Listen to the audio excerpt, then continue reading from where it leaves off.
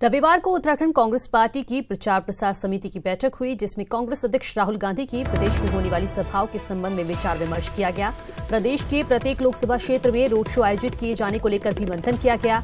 साथ ही कई जिलों में विधानसभा वार कार्यकर्ता सम्मेलन भी आयोजित किए जाने को लेकर बैठक में चर्चा की गई।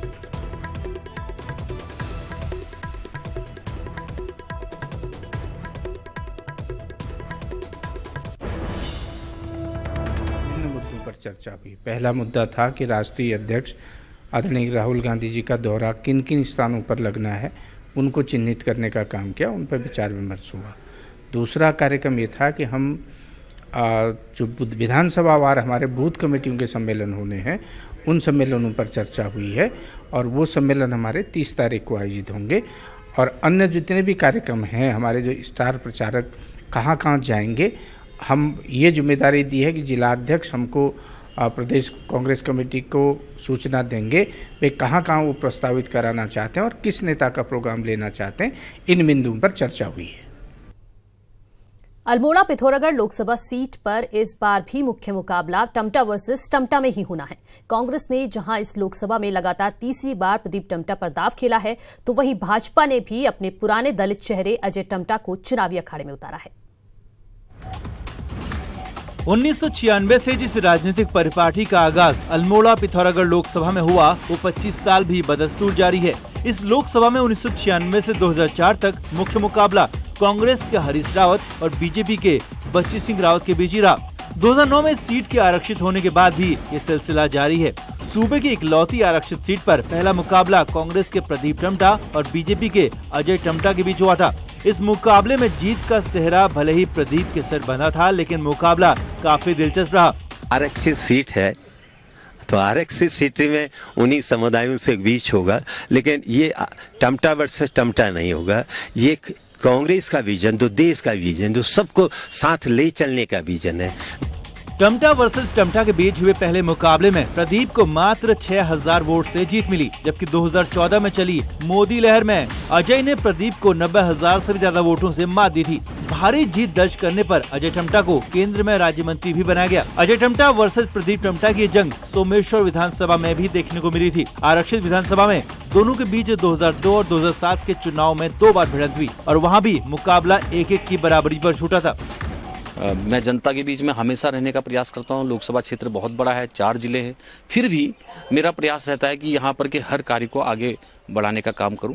प्रदीप टमटा जी अगर आते हैं तो देखते हैं, क्योंकि उनको मालूम है मेरी कार्य करने की पद्धति, जनता को भी मालूम है हम दोनों की कार्य करने की पद्धति। चीन और नेपाल की सीमा से सटी ये लोकसभा भले ही देश की सबसे दुर्गम लोकसभा में शुमार हो, लेकिन पहले आम चुनाव से ही कद्दावर नेताओं की मौजूदगी के कारण ये सीट हमेशा ही चर्चाओं में रही।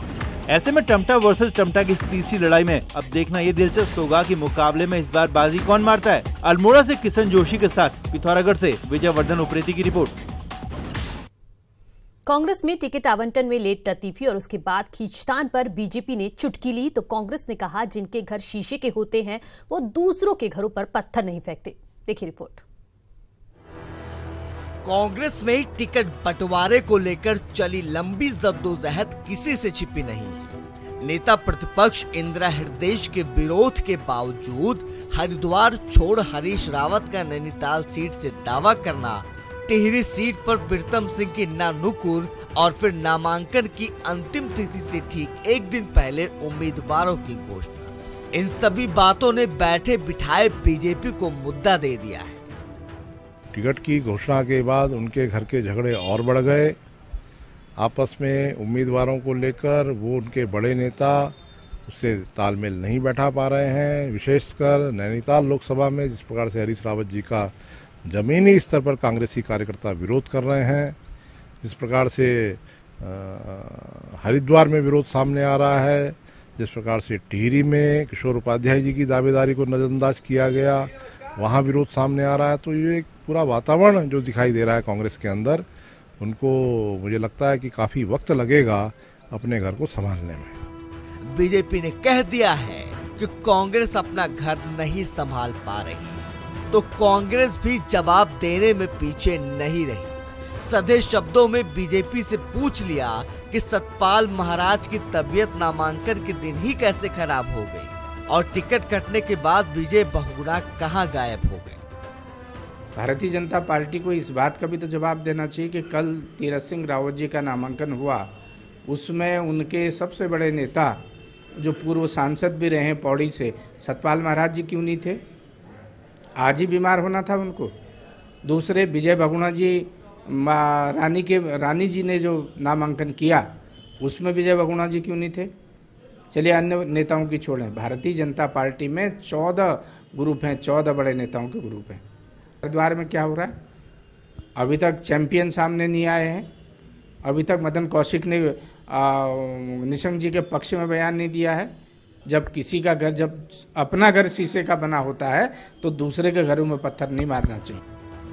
बहरहाल ये सियासत है जो सत्ता तक जाती है। सियासतदान साम दाम दंड भेद सब तरीके के अस्त्र शस्त्र से लैस है। बस कब, कौन और कैसे इस्तेमाल करेगा ये आने वाला वक्त बताएगा।